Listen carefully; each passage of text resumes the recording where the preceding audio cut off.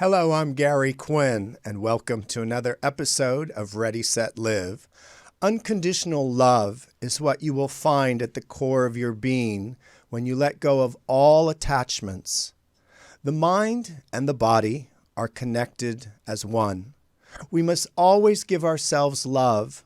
Love simply is. It's ever present, always there. My special guest today is Dr. Bernie Siegel. He is a New York Times best-selling author, retired pediatrician, who writes and teaches about mind-body medicine and the relationship between the patient and the healing process. He is an international best-selling author of many books such as Love, Medicine, and Miracles, Peace, Love, Healing, and 365 Prescriptions for the Soul. Stay close. You don't want to go away. I'll be right back with Dr. Bernie Siegel. Welcome to the show, Bernie. I'm so happy to finally have you on the show. Thank you. I already have to make some corrections. Okay. I was a surgeon, not a pediatrician, but I did pediatric surgery. In other words, I specialized in surgery on children, genetic problems they were born with or other things, as well as taking care of adults with cancer and other problems. Okay, And, excellent. Great to clarify that. I got to mention one more thing. Yes. Because you just talked about the greatest vaccine ever created. It's called love. Yes. When the kids grow up with love, let me give you a study, then I'll stop talking. Harvard students were asked, did your parents love you? If they said yes, when they were middle-aged, about, a minimum, I forgot the exact number, had suffered from a major illness. But if they said, no, my parents didn't love me, 98% of them had suffered from a major illness. I think it was 24% if they said, yes, my parents loved me, and 98% had a major illness in the intervening years if they said, no, I wasn't loved. Do you think, Bernie, I know that there's, the power of love, and really that is all there is in life to really acknowledge. If a child is born not feeling love, do you think that is a precursor to disease, or does it start the ball rolling without love? Yeah, well, kids might not even survive. I have lived all this. My mother had hypothyroidism. Her body was completely depleted. She was told not to become pregnant. It could kill her, the stress. But she did because her mother wanted a grandchild. Her body was so weak she couldn't deliver me. She said after 2 weeks of labor, they reached in, pulled you out, and handed me a purple melon. Those are exact words as to what I looked like. And I didn't know this because as I grew up, when I looked in our family album, all I saw was a blanket over a carriage. And I thought, well, I must be sleeping. But finally, I said something to my mother, how come there never was a picture of me? And then she told me what I had looked like and how they didn't want to upset the neighbors and how they hid me. So I said to her, well, then how come I survived? Because a child does not develop its brain, its muscle, its immune system. Nobody's touching it, loving it. I said, how did I survive? And she said, oh, my mother took you, poured oil all over you, and pushed everything back where it belongs 4 and 5 times a day. And that's when I realized I must have felt like the most loved kid on the planet, getting massaged by somebody who loved me over and over. And to let people know how these memories stay in your body, 50 years later, after I had shaved my head as part of uncovering all my feelings and emotions, a woman massaged me. Mm-hmm. Her husband was busy. He was the therapist. He was going to do my wife and she would do me. With her feminine hands on my shaved head, I went back to being an infant. It brought back all those memories.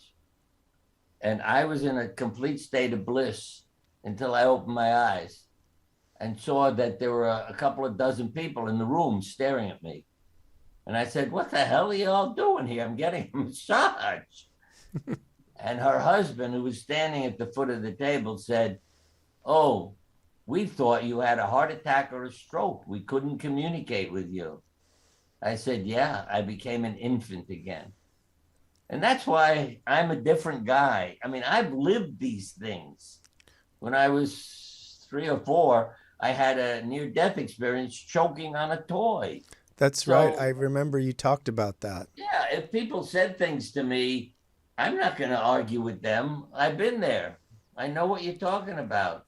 Yeah, And it's yeah. not my imagination. Now, I loved in some of your videos over the years, Bernie, you used to tell your patients, and I love the quote, you said, "Your body fights for your life. Do you want to live or die?" And I love that you were so candid back then, and they probably were a bit shocked when you were speaking to them this way. What was it like? You were out on a limb, speaking these truths, and people might have thought, well, he's a little crazy. No, but it's just what you use, that word. He's speaking his truths. Yeah. I was telling stories. Say, now the doctors at Yale, when they would hear me, they'd say, "That was just a story. That was just an anecdote." And they didn't feel threatened. If I got up and said, "We took 100 cases, this is what we did, this is what it showed," then they'd say, "That was poorly controlled. That wasn't a good study. That came out of a bad journal." See, because then they had to fight it. But if it was just Siegel telling a story, it's just a story. But what you find is they'd start showing up saying, "I got a story for you." And they were changed by their experiences with their patients, which they realized, hey, that's what Siegel's talking about. And so there's survivor behavior. And I began to see people in the audience that I thought were dead because I'm walking around trying to help people survive. And I would, when I was done speaking, go down and say, "What are you doing here?" And they'd say, "All the doctors are telling me I'm going to die. So what's the point in going back to the office?" But they all had a story about why they didn't die. I mean, just to make you smile, it can be very simple. A fellow who was told he had 2 months to live said, "I'm going to Colorado to die in the mountains. It's beautiful there." I said to the family, "Call me. I feel close to him. I'll come to the funeral." A year goes by, no call. So I called the family to ask, "Why did you ignore me?" He answered the phone. And when I told him why I was calling, he said, "It was so beautiful here, I forgot to die." I love Now, that story. one lawyer wrote in a law journal, he said, "While learning to think, I almost forgot how to feel." See? What was he talking about? When he developed cancer, how he changed his life. And this is a true story from a lawyer. He said, "I always wanted to be a violinist, but my parents kept telling me, no, they want to be proud of me, so be a lawyer." He said, "When I learned I had cancer, I shut my law office, picked up my violin, got a job in an orchestra." Now, what happened? Years later, he's still working in an orchestra as a violinist, and he's not dead. Now, I can't say that everybody was cured, but everyone had a prolonged life when they started living their authentic life and didn't just go home, lie down, and die. Because I've seen that happen too. This fellow had trouble hearing, but his insurance company said, "Oh, you have cancer, you're going to die in a short time. We're not paying for, surgery to improve your hearing and blah, blah." He went home literally that day when they refused him the surgery for his hearing and laid down in his bed and died within a week. And his family, I told them, sue the company, the insurance company. They killed your husband. And the wife did.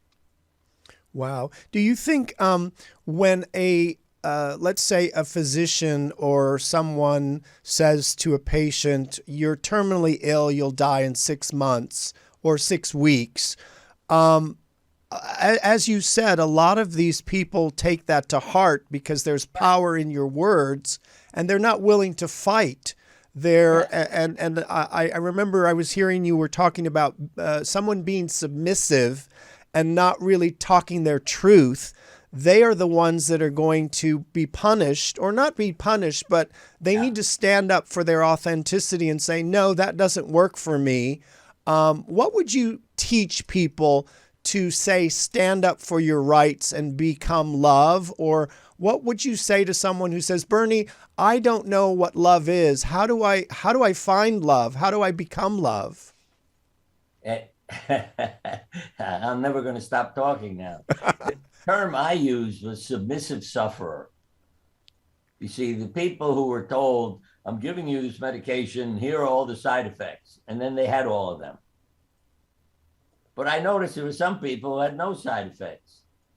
And I began to teach people to program their bodies to not have side effects. In a sense, on my website, there's an article called Deceiving People into Health. My kids used to get mad, our 5 kids, because they would hear that my father lies to children. I did a lot of children's surgeries, I told you. I said, yeah, I lie to the kids all the time. Why do you lie to your patients? So they won't have any problems or side effects. If I gave them medication, I told them all the good things that would happen, not all the side effects. Like you're watching a TV commercial, you know, your hair could fall out, you could have diarrhea, you could this, you could that. That programs people for trouble. So I told them the good things that would happen and to give the trouble list to their family members to look at. So if something happened, you could say, is that on the list? If it isn't, then it's not from your medication. But it really impressed me. My patients at the hospital literally were known as Siegel's crazy patients. That became an affectionate term. Why? Because they didn't have side effects. And at first, the doctors thought, as this radiation therapist called me, he said, Bernie, I thought the radiation machine is broken. This lady lies there, has no effects from the radiation. And I thought the machine is broken. And then he said, I saw your name in the chart. And I thought, no, it's a crazy patient. I'll go ask her why she has no side effects. These are her exact words. I get out of the way. I let it go to my tumor. Interesting. A lady came up here from North Carolina. We had a nurse's aide here taking care of my father-in-law who had an injured spinal cord. And she came to me one day and said, I've asked my cousin to come up here because her doctor told her she'd be dead in 2 months. And I said, you make people well all the time. Come here. That upset me, you know, that kind of promise. But there's nothing I could do. The lady was on the way up here. So she shows up. She had a lymphoma. I told her, I'm a surgeon. I don't take care of that, but I'll get one of my oncology friends to come and take care of you. He came in and he said, Bernie, I agree with her doctor. She's got about 2 months to live. I mean, the kind of cancer she has doesn't respond really to chemotherapy. But he finished with, but I know you and your crazy patients, so I'll give her hope. We sent her home from the hospital. She started seeing him every 2 weeks. And I would get a note from him after she was in the office. Doing well. Doing very well. By the 6th visit, his note said, in complete remission, no sign of cancer, isn't chemotherapy wonderful? And I knew that was his sense of humor. But doctors love taking care of my crazy patients because they did better than expected. I mean, we're all mortal. We're all going to die someday. But you're not, you know, if you have a different attitude, you don't lie down and die because of the side effects of treatment or your cancer and statistics. What we know from a student studying actors, we gave them a tragedy where the man kills the woman's husband.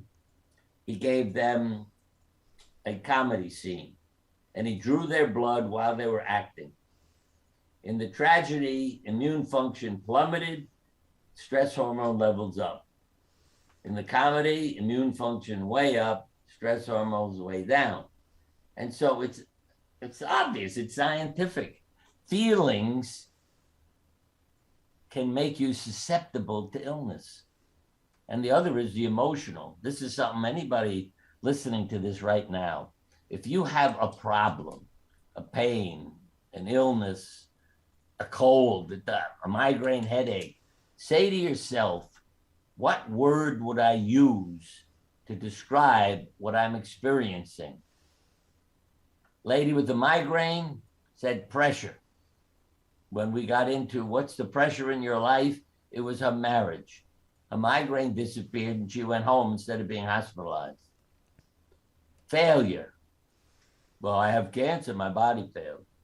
I said, my question is, what's going on in your life?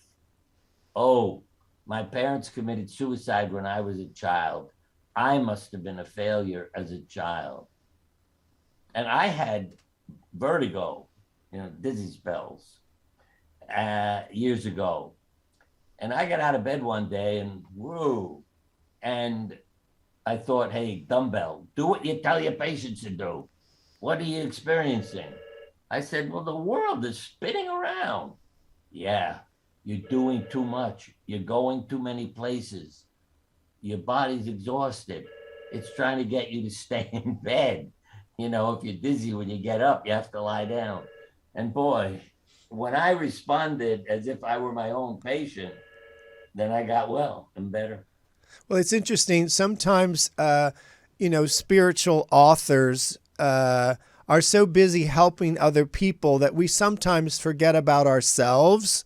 And I think that what's important is that we take time to reflect and look within ourselves to say, what is important of my own being and what do I need to be authentic in, and look at my shadow within my own spirit and say, what do I have to make an adjustment? And I think that individuals need to learn this in school of the emotions are why it's called mind, body, spirit, because it's all attached, and Louise Hay always used to say, what you're feeling, is what your body responds to. And you just said it, Bernie, you that's the great news about what you've been saying. Sermon.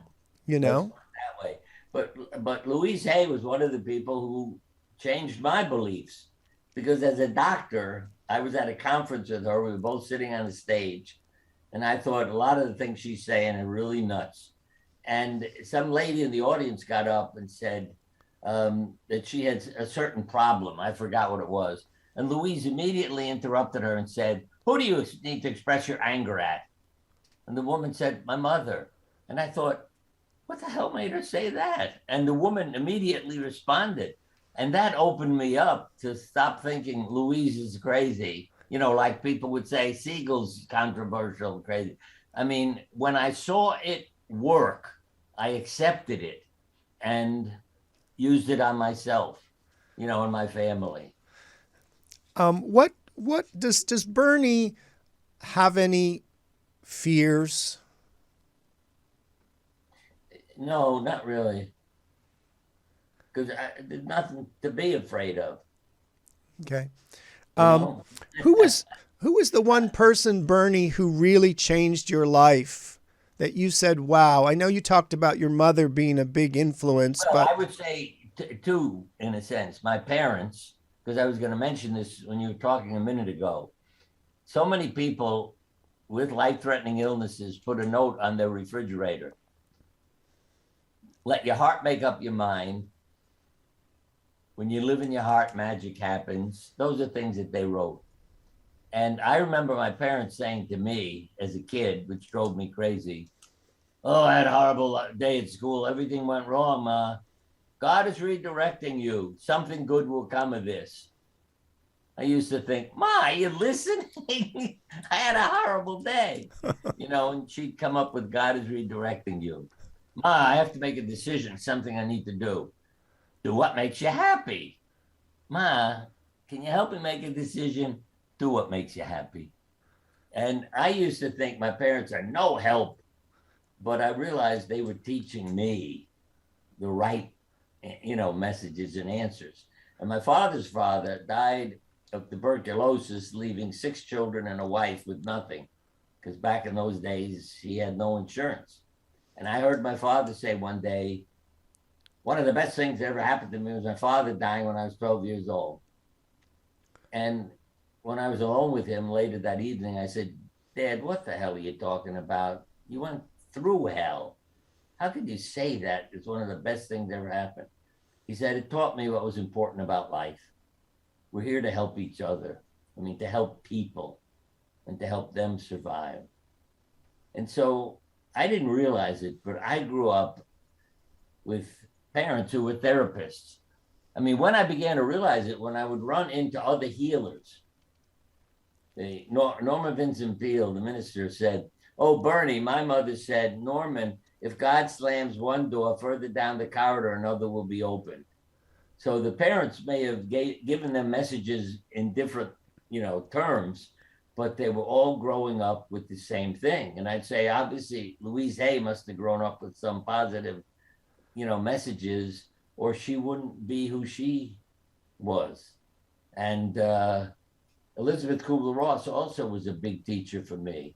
She was the first one who got me started on drawings, because I didn't know much about Carl Jung and things he had done. You see, and again, that's related to how poorly doctors are trained. You have a mind, you have a body. You're going to be a psychiatrist, you learn about this. You're going to be a surgeon, you learn about this. Well, I realized people are a unit. The mind and the body go together. And when I drew the picture for Elizabeth, she said, "What are you covering up?" I said, "What are you talking about?" She said, "You used a white crayon on a white piece of paper. It's already white. You don't need to put that on." And that's part of why I shaved my head. I went through a phase of my life without knowing it, of uncovering what was within me. Believe me, our kids were really embarrassed when their father came home with his shaved head one day, when their hair was down to their shoulders. But they got used to it. And also what was interesting, they would come home sometimes and say, "Hey, Dad, thanks." I said, "I didn't do anything. What are you talking about?" "I know, I did something crazy in school today, and the only thing the teacher said was, you know who his father is? So, it's hopeless. His father." He's got the genes. And so I got forgiven for being abnormal.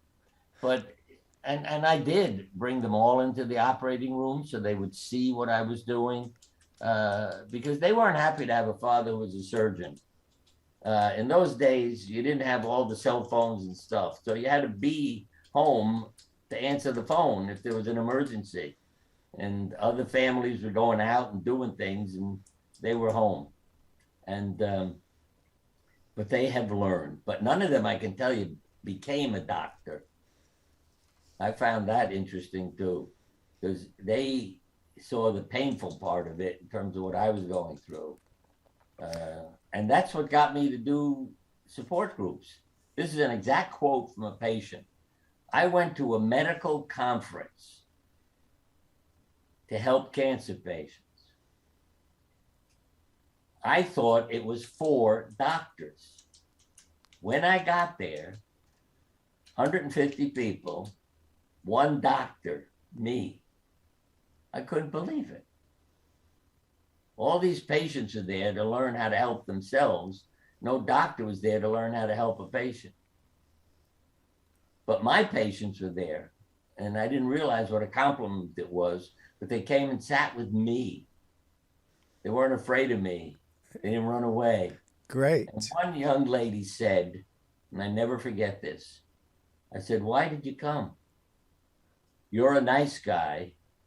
I feel better when I'm in the office with you, but I can't take you home with me. So I need to know how to live between office visits." Excellent, Bernie. Bernie, if One you day, one question, because we're running out of I gotta time. add one sentence. Yes. On Monday, I came back to the office after that weekend workshop. My partner, who was a very intuitive guy and why he and I were working together, looked at me and said, Bernie, you're gone. I said, what are you talking about? I just walked in the office. What do you mean? He said, you're not the same person you were on Friday. You're going to give up surgery. And he was absolutely right. A few years later, I retired to run support groups to help people live, which is what that lady said. But those are the things that impress me, that he sees I'm different. Correct. Yeah. Well, you've evolved. Bernie, a quick question. If you were granted one wish for humanity, for our planet, what would it be? I'll try to be serious. It's really that we love each other, that we become one family. And because when you think of what's going on here, well, one of the things I have say, this will explain it. I had a minister who's black over my house. He's a friend of mine. We had a nice conversation and we went out for him to get in his car. And I didn't realize he had left a couple of his friends outside who didn't want to come in and sit in the house. And I went over to his friends who were black also. And I said to them, I have a photograph of one of us. That's the minister or myself. And you can't tell who it is. What's it a picture of? And they looked at me like I'm nuts. You know, he's black, you're white. What are you talking about? But my minister friend took his finger, pointed at where his heart is. And I said, yeah, we're all the same color inside. I knew he'd know that and tell it to you guys. And the kids know it too. You ask kids in first and second grade where we're all alike, and they all say, our insides. Yeah. And so I would like to see us all become one family, and never mind what color we are. I don't know why God did that, or creation did that, or even all the animals. But, you know, we're really all the same. And I see how the animals take care of me. My wife died a little over 4 years ago. And I'm not kidding when I say this. 2 cats in the house took her place, keeping me company. And they are on shifts. One has the day shift, the other the night shift. They'll get, you know, next to me if I'm on a recliner or I get into bed or I do something. And I have to tell you this story because I wrote about it somewhere. I called it my 2 new girlfriends, because one morning, the cat that was in bed with me, her name is Hope, she got up cackling when I got up and jumped off the bed and started walking towards the kitchen and making such a racket. And I thought, what the hell's gone wrong? I get to the kitchen door, there's a dead chipmunk lying there. Then I knew what she was telling me was, I made breakfast for you. Now that your wife died, I'll take care of you. I bursted out laughing and I told her, no, I don't eat chipmunks and don't do that anymore. I don't want you to kill anything. And she stopped. I mean, she doesn't leave me any snacks anymore. But, you know, and I mean it. A friend of mine, Amelia Kincaid, has a book called Straight from the Horse's Mouth. It's how you communicate with animals. And, you know, just as people thought I'm crazy, when I met her, I thought you're crazy. You talk to animals, but I started doing what she taught me, using your consciousness, quieting your mind, sending messages, and it works. I know what the animals are thinking. You know, if one disappears from the house, I say, hey, come on home. It's dangerous out there. What are you doing? And they show up at the door. So I can't deny what Amelia told me. And let me just add this. We had 2 cats disappear at different times. And I emailed Amelia. I said, where's my cat? I can't find it. She was in California while I'm in Connecticut and Africa. The 2 emails came within a day told me where the cats were, and I picked them right up. One was outdoors hiding to protect herself. And the other, Amelia said, must be in the garage. It's a mess, that room. It looks like a garage. And I said, no, Amelia, that's our basement. It's where all our kids have left their junk. And that's where the cat was. Wow. That's great, Bernie. Well, Bernie, our time is up. I want to thank you. You are a national, worldwide treasure. And we'll have to do this again for sure, because you are a wealth of knowledge. If people would like to know more about your books, which are amazing books, they can go to berniesiegelmd.com.